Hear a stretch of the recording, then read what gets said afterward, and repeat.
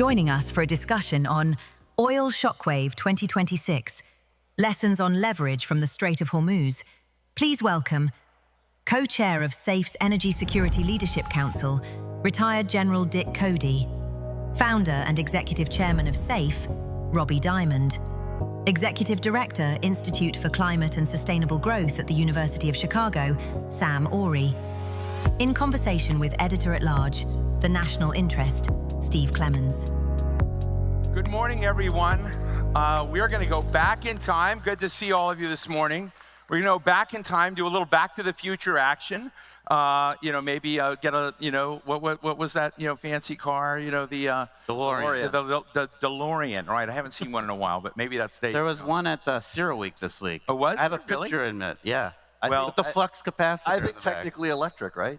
Yeah. 1.21 gigawatts. Sorry. We are going back in time, and he's probably been thanked already, but I just arrived. But one of the things I was proudest of in my career is being at a bar with Robbie Diamond in Halifax, Canada. It was a long night, and I heard all about what SAFE was going to become. So I was one of the early people in the circle of trust. And then early on, when Fred Smith of FedEx, and I remember General Dennis Blair and Admiral Dennis Blair and others were involved, we had a whole room of generals, and maybe, General, you were there. We had a discussion on the early days of SAFE. This was, I think, in 2004, that launched and asked a lot of fundamental questions, which was, what was the United States vector going to be when it came to decreasing its dependence on fossil fuels elsewhere in the world, begin changing the energy paradigm.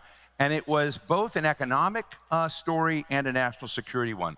So this was 22 years ago.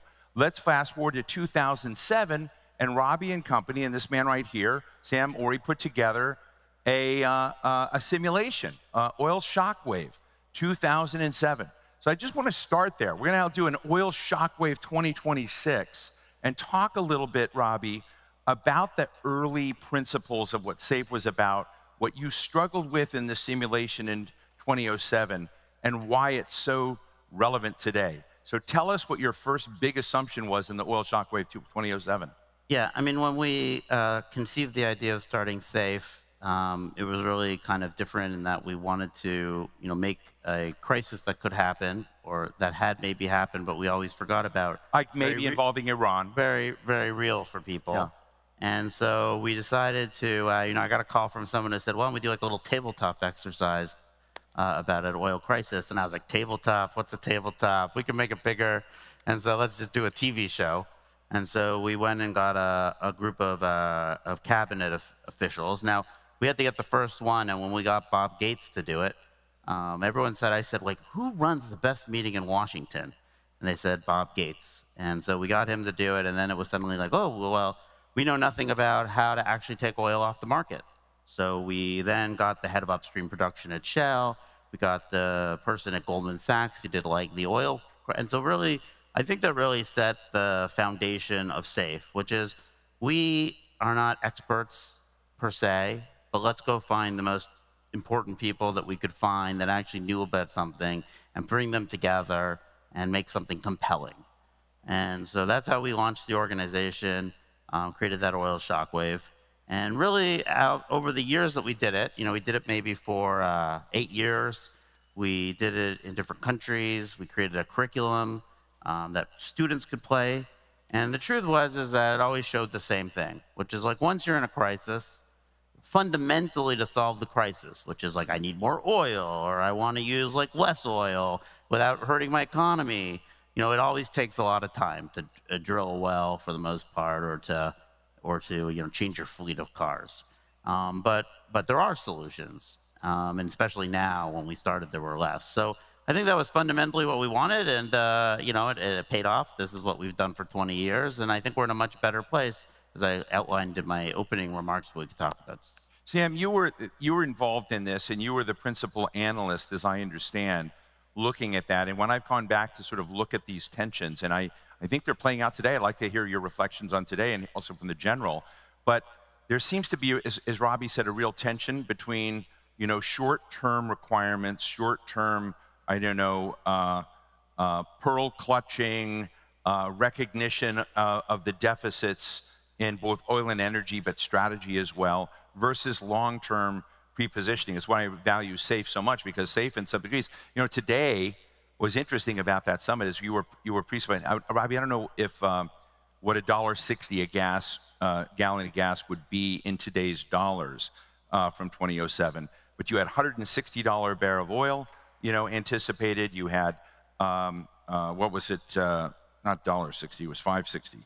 550 a gallon, $160 barrel of oil. But in that situation, what did you see as the most recurrent themes? Well, so it's very interesting when you think back of Oil Shockwave, and we're talking about the 2007 shockwave, but far be it from me to remind Robbie of safe history, but the first Oil Shockwave was in 2005, and that modeled a closure of the Turkish Straits.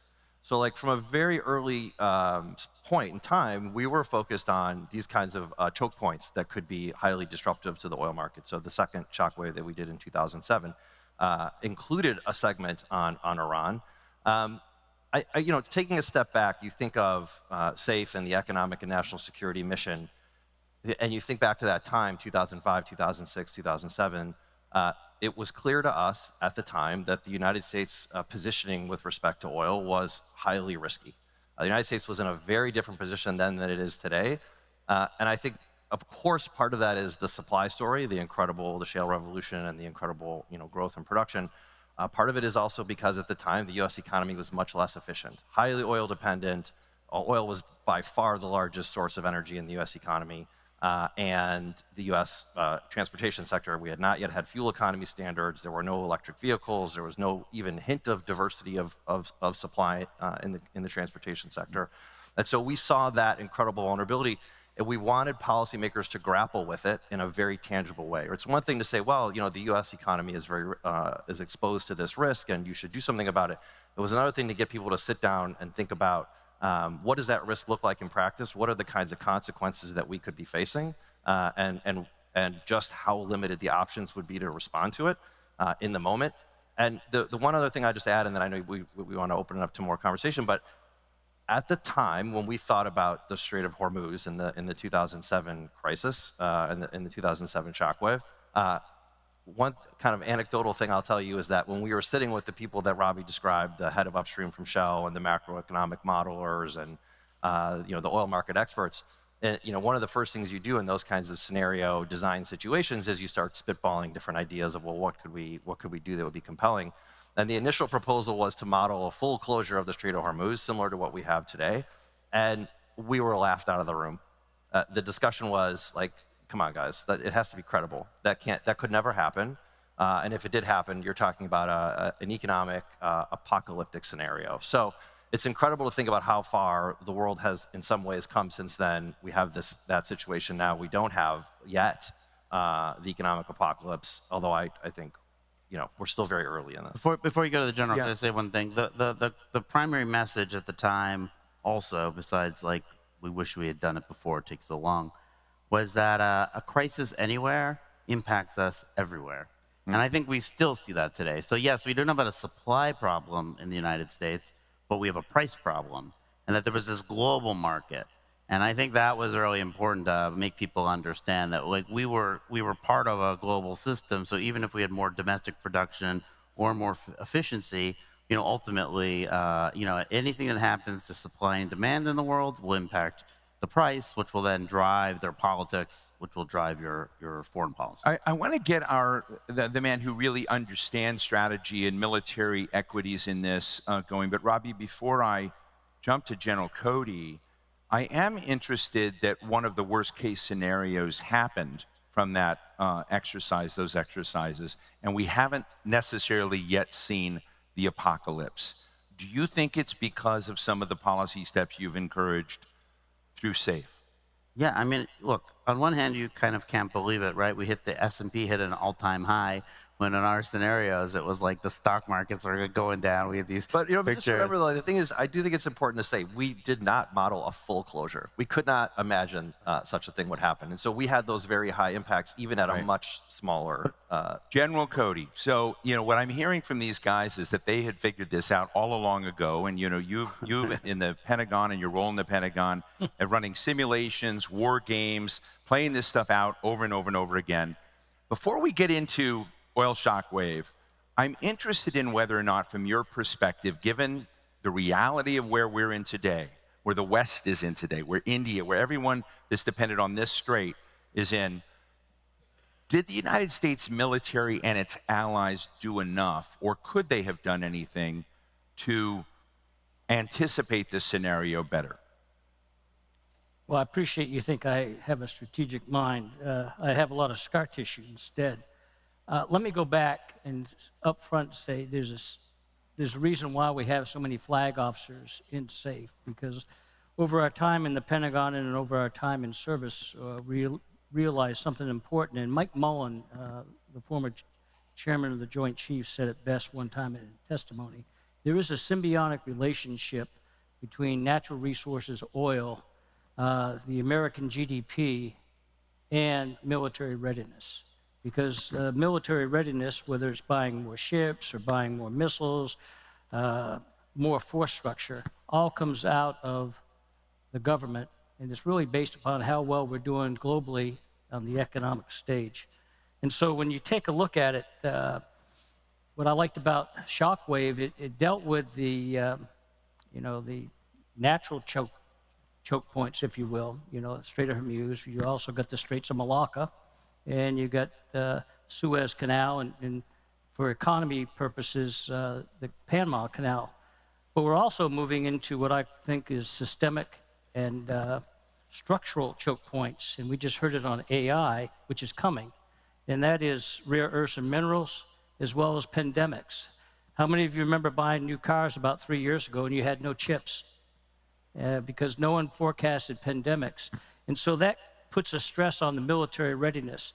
Historically, I went back, and I'm a closet historian, Japan attacked Manchuria in the 30s because their population needed natural resources. We immediately embargoed oil and steel. And the results of that was the Pacific War, World War II. Germany attacked Russia, and we were very happy about that during World War II because that allowed us to build up our military. Why did they attack Russia? They needed oil, and they needed the natural resources of wheat and other things in the Ukraine. And then if you fast forward to the Yom Kippur War, which caused odd and even days, as well as the stress between Iraq and Iran, which ended up being the 1980 war, we supported Iraq in that war because we were so afraid of Iran, because the Reagan administration realized that we were just coming out of the global impact of the oil crisis in the 70s, and the global economy was just coming up. And we, the U.S., were more afraid of Iran's effect on the Strait of Hormuz, not just for us, but also for the global economy. And then right after that, we had prime chance. We had the tanker war. So this is nothing new. I mean, we had Army helicopters and Navy SEALs out in the Persian Gulf sinking those speedboats because they were trying to block the Strait of Hormuz back in, let's see, I'll think of it in a minute, brain cramp. But right after the Iran, about 88, 89. And then, of course, we have this global war. I say global war, the war going on right now that's going to impact us globally. It has a dominant effect on our military's capability to grow, regenerate, as well as extend our power. We no longer have huge formations in Germany, whether it's Army, Navy, Air Force, Marines. We don't have 2 or 3 divisions in Korea. So we have to deploy to get there. Well, let me ask you, and that takes gas I want to ask you to get us there. I'm going to ask you a question on this. The other day when we were talking, you gave me a kind of lesson on all the other choke points that were out there, all the other straits that were out there. And I heard the Singapore foreign minister on CNBC, I think that day, kind of talking about, hey, 50% of the world's oil wealth goes through, or wealth goes through the Straits of Malacca. And I don't know where all those straits are, but do you think, and I ask this innocently, do we now have a copycat situation where other nations wanting to find their points of leverage and begin using that geographical asset of the ability to preempt trade, preempt the flow of the economics? That's going to have to change, not just for the Middle East, but we need a new kind of global paradigm to deal with those vulnerabilities. Oh, we do. I mean, you know, the Strait of Hormuz we can handle. I believe my Navy compatriots, we've got a great Navy, but remember, we got 3 carrier groups over there. I haven't seen 3 carrier groups in that proximity in a long, long time. The Indo-Pacific is 10 times as big. Straits of Malacca is much bigger. So the impact on keeping our economy growing so that we can buy more ships, we need a much bigger Navy, and that's coming from an Army guy.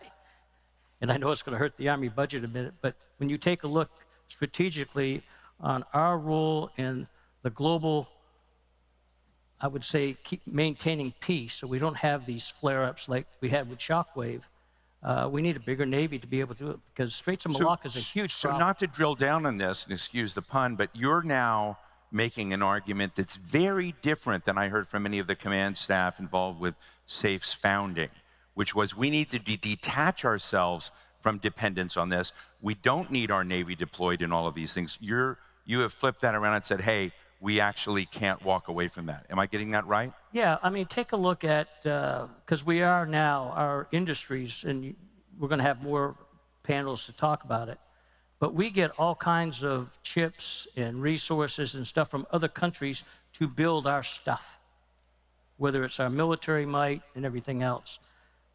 Some of our systems that we have right now are very exotic systems. Some of the rare earths and minerals come from a place called China that controls that supply chain. So we no longer can be isolated. Right.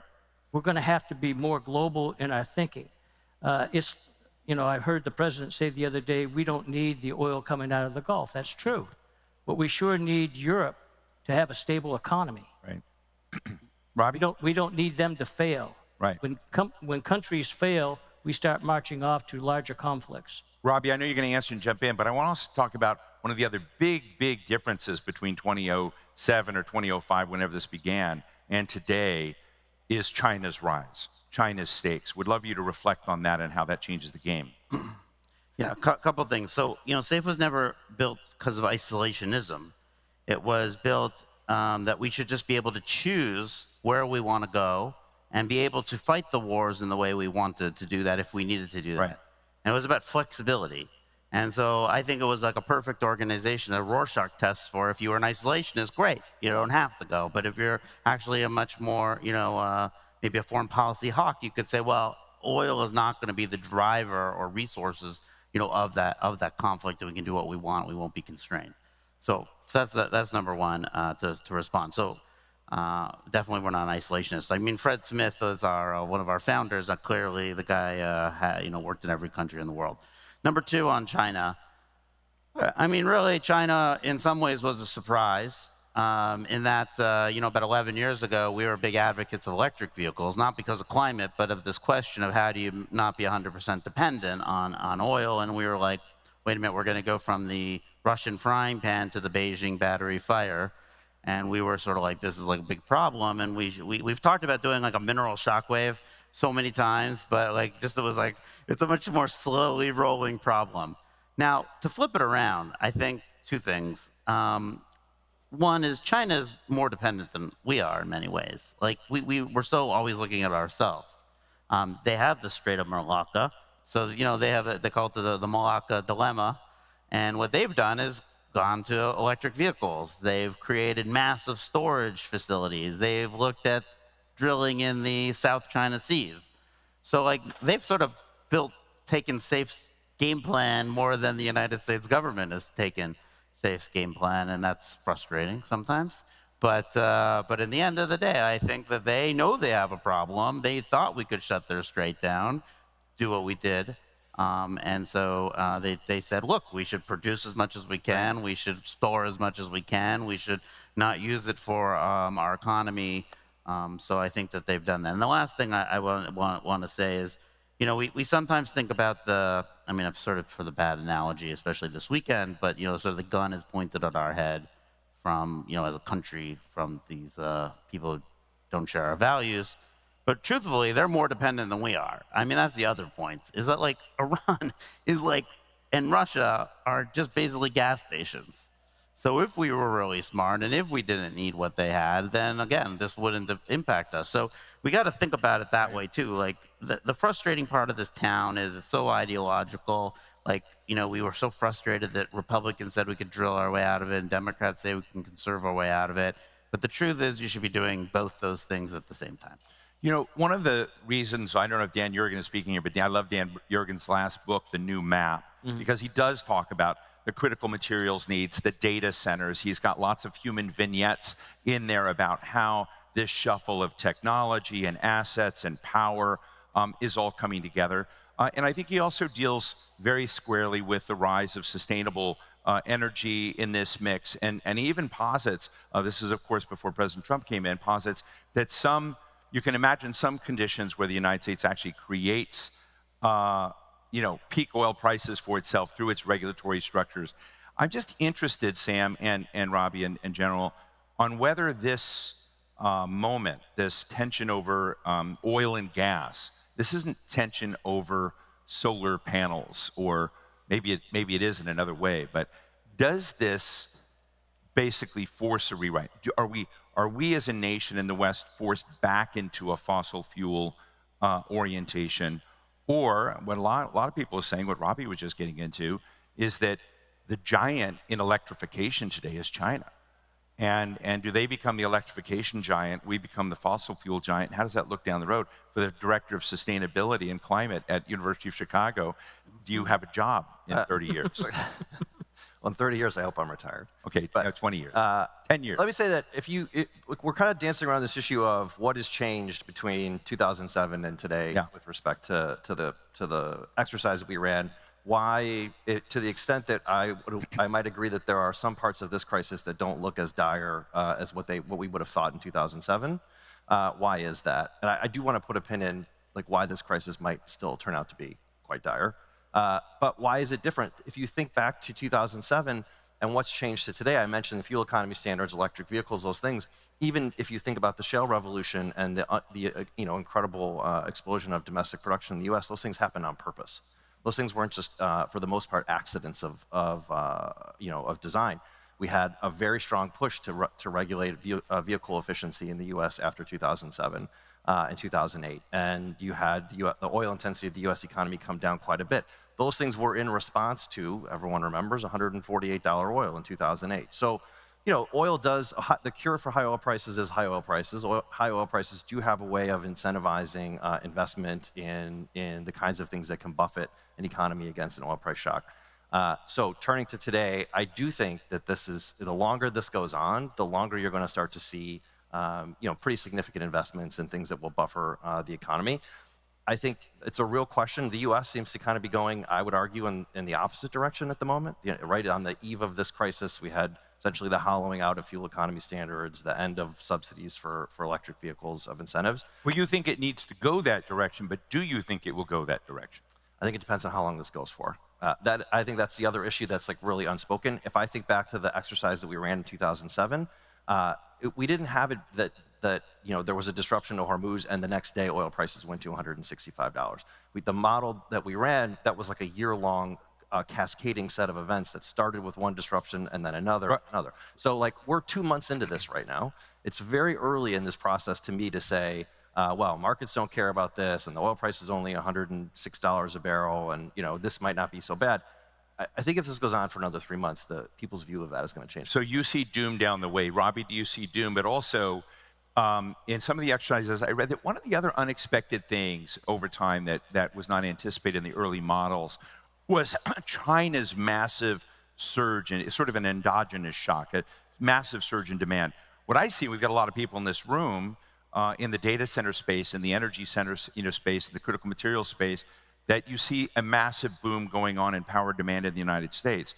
And I think they predict by 2040 we're going to need 50% more copper. We're going to need, all sorts of other assets in that story. But I'm interested in this moment happening while we also have a massive surge in demand, expected demand in energy. How do we get that right? Yeah, well, the demand in energy is not in oil because oil is principally used in America, particularly for transportation. Right. And we use oil to refine the oil. Like, there's other things. So, but I do believe that we will see that when it comes to copper, in particular, and some of these other materials. So there is a choke point in China on processing, et cetera. But there's also, and look, I mean, we lost the first round of this trade war on because China pulled out the rare earth card, and we were like, yeah, we need to slow this down. So again, I think in the end of the day, if you do not have a certain amount of, especially if you're a global power and a superpower, you need to have this flexibility because a supply chain is only good if it's of its weakest link.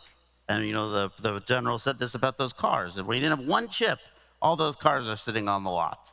And yes, do you have to make everything? Well, luckily we do have allies. We should have allies, and but you need to think about that. I mean, Taiwan is a perfect example. You got to talk about the worst strait around. Like, what happens if Taiwan Strait is closed down? What happens if they blockade, all that chip manufacturing? So these are big problems that I think we don't grapple with because sometimes we think of hard power, not the soft power that leads to that. General Phelan, or General Phelan, Cody. I was thinking about John Phelan, who is, maybe available for some talks here at SAFE now. But John Phelan was just let go from his job, fired from his job. Part of his job was to build that Navy. And I was trying to take myself back to 2005, 2006, 2007. And you could make a critique of the U.S. military's direction, its position, how it was doing. Now we see a president who wants a Navy big and fast, wants battleships, wants these kinds of things. You know how the system really operates. So I'd like to ask you, if you were kind of starting today with a new, whether you call it oil shockwave, energy shockwave, critical materials shockwave, what would you say would be the 3 or 4 most important steps that this country must take to position itself so that 20 years later, we will have achieved something? First, we've got to solve the Iran problem because the Iran problem takes our eye off our real existential threats, and that's China, Russia, and North Korea. But we get embroiled over there, and until we can eliminate that problem or tamp it down to the point where the Gulf states and Israel and everybody, and it's not a problem, we can't move forward. We've got to take a balanced approach. We do need a larger Navy, but we're out of position. 90% of the U.S. ground forces are CONUS-based, which means anti-access and aerial denial, hard to get them in. We need to take a look at our footprint in critical areas. It may not be the same as it was during the Cold War, but we've got to look at different places in the Pacific where we actually put troops in and rotate them. Certainly different countries in Europe. But we've got to solve and I'm optimistic that we'll solve the Iran problem. Remember, we're starving them. They're basically a gas station, and they can't do what they want to do in terms of terrorism and controlling their population without that gas flow. So that'll be resolved.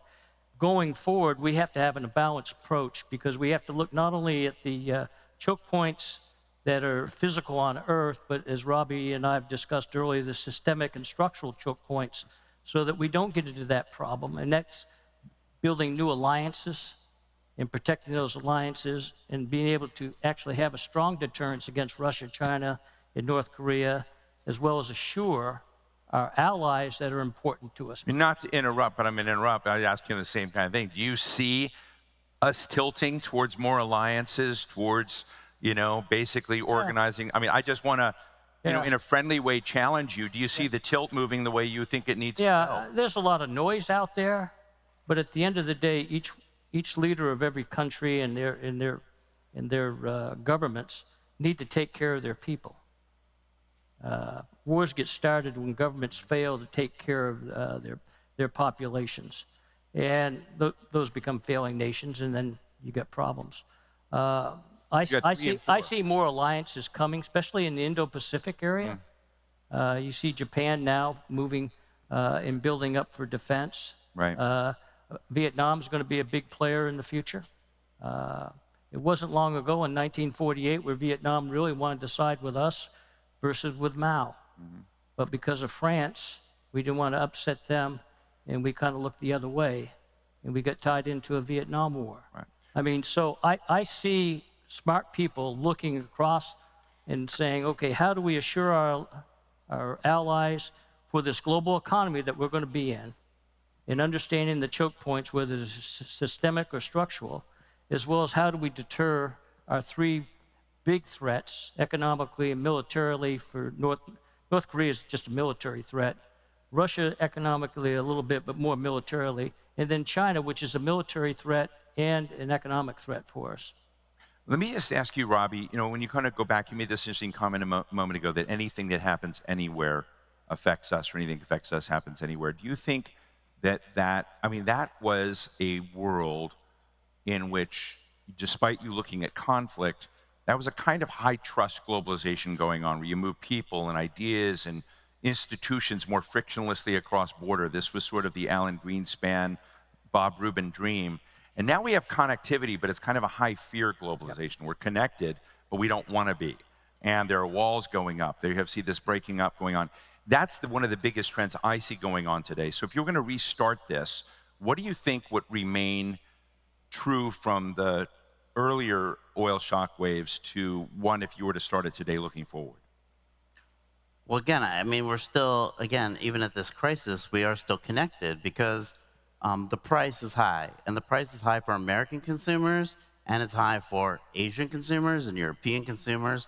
And the global economy, will be impacted. Now, we might not, again, have a supply problem in the United States. Like, we'll always be able to fill up at some point when we weren't producing what we needed. But, what drives the politics? Every day you hear on the news, like, does Donald Trump want to get out of this crisis because of the politics? The midterms are coming. So we are connected, and I don't think that's going to change.